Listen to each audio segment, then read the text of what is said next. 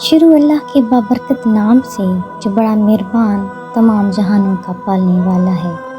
السلام علیکم ناظرین گرامی، اس ویڈیو میں آپ جانیں گے کہ امام مہدی کون ہیں، وہ کس کی اولاد ہیں، ان کا ظہور کب ہوگا، کون لوگ ان کا ساتھ دیں گے اور کتنے عرصے وہ حکومت کریں گے، مختلف فرقوں کے امام مہدی کے متعلق کیا عقائد ہیں۔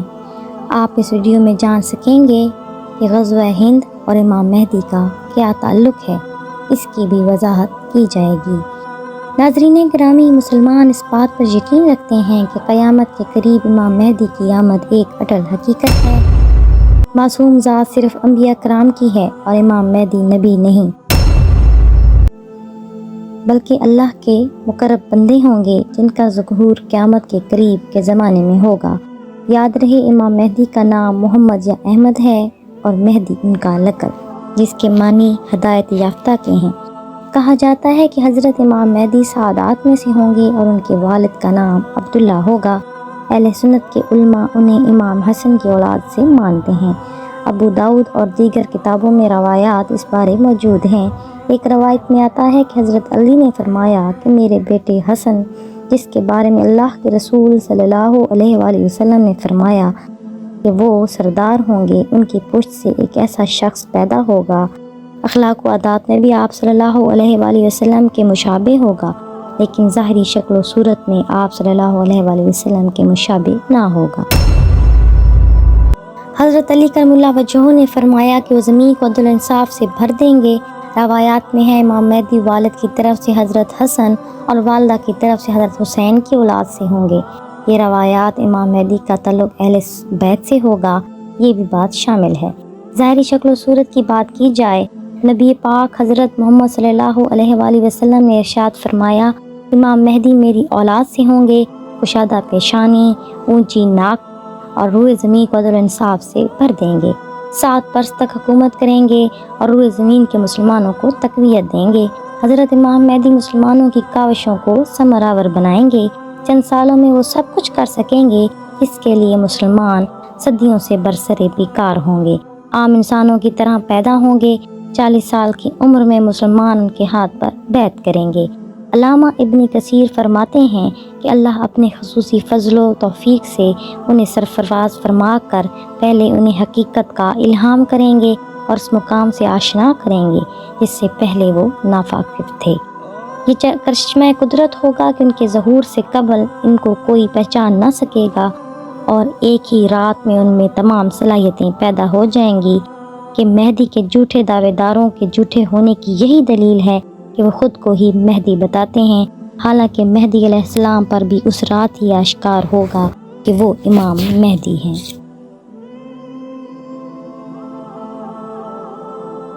آپ صلی اللہ علیہ وسلم نے فرمایا، 3 بہت بڑے زلزلے آئیں گے جن سے زمین دھس جائے گی۔ ایک زلزلہ کرۂ ارض کے مشرق کی جانب ہوگا، ایک مغرب کی جانب، اور تیسرا سرزمین عرب میں آئے گا۔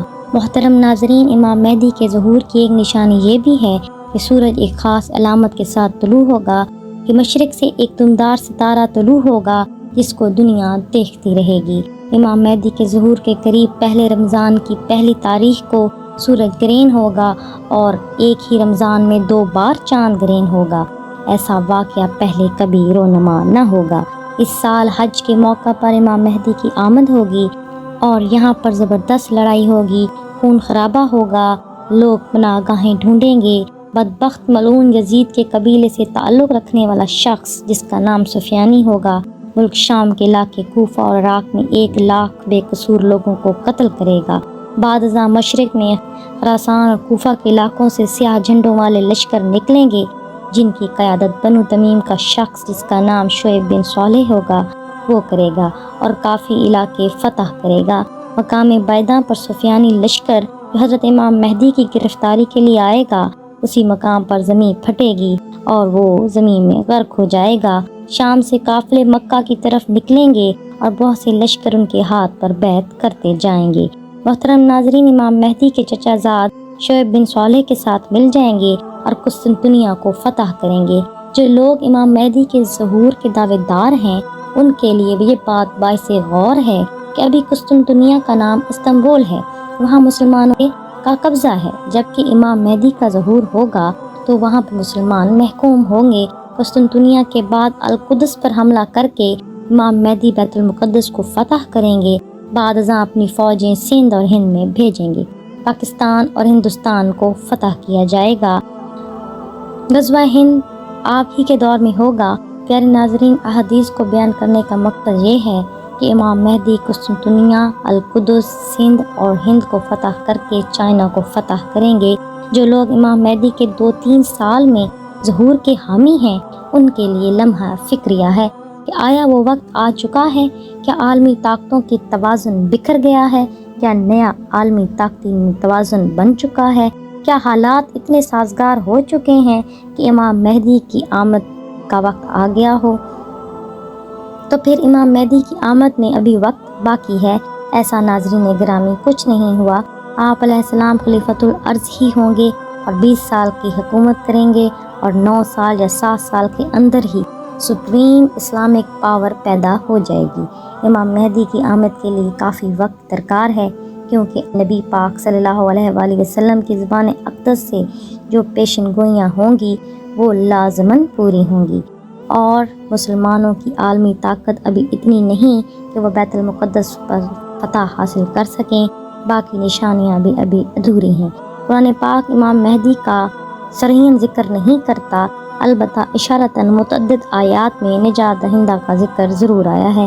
حدیث کی کتب میں جامع ذکر موجود ہے، اور علماء کرام نے بھی اس بارے میں کئی کتابیں تحریر کی۔ پیارے ناظرین محترم، امام مہدی کے متعلق مختلف فرقوں کی آراء میں اختلاف ہے۔ آئیے ان فرقوں کی آراء کے بارے میں اور ان کے نظریات کے بارے میں جانتے ہیں۔ پہلے اہل سنت کی بات کرتے ہیں۔ ان کے نزدیک امام مہدی حضرت علی اور فاطمۃ الزہرا کی اولاد میں سے ہوں گے۔ نام محمد اور کنیت ابو قاسم ہوگی۔ ابھی پیدا نہیں ہوئے، لیکن پیدا ہونے کے بعد حضرت عیسیٰ علیہ السلام کے ساتھ مل کر کفار سے جنگ کریں گے، ایک اسلامی حکومت قائم کریں گے۔ ان کی پیدائش قرب قیامت ہوگی اور ظہور مشرق سے ہوگا۔ اہل تشیع کے اہل سنت کی متعدد روایات پر یقین رکھتے ہیں، لیکن کچھ پر اختلافات کا اظہار بھی کرتے ہیں۔